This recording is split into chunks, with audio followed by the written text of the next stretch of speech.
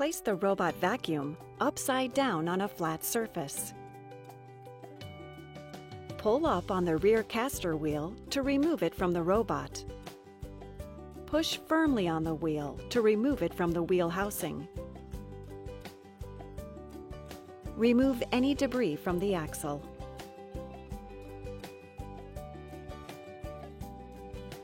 Replace the wheel back into the housing. Remove any dirt or debris from the caster wheel cavity and wipe it with a clean, dry cloth.